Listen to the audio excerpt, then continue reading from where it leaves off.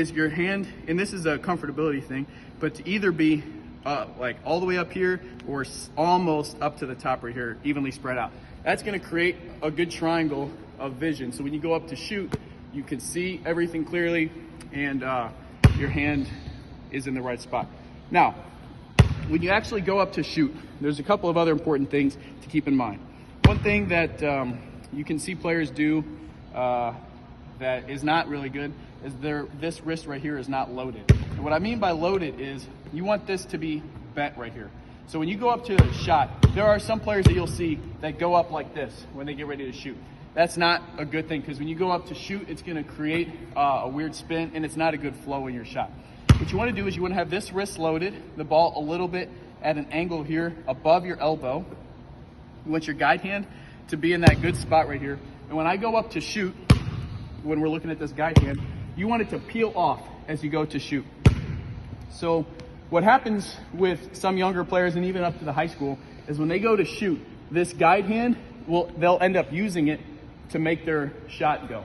And what happens is called a thumb flick. So they'll end up shooting and flicking that thumb. And so their rotation will either go to the side or it's just going to be off. What you want to do, and what you see a lot of the great shooters, Klay Thompson is really good at this, if you want to look at his hand placement of this, is when he goes to shoot, his hand sort of peels off as he goes to shoot. This is really a support hand. This is not meant to shoot. You should be able to do that same form here without even having your hand on the ball. It's just meant to be a rest.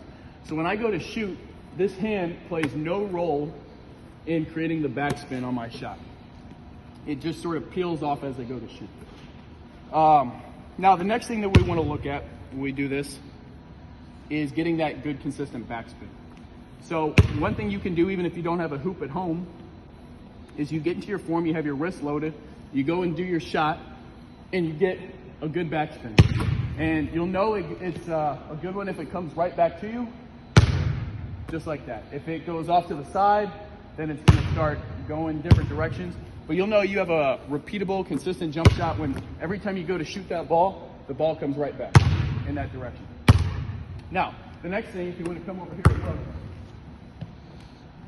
is you want a good ball path. So if you want to stand right there.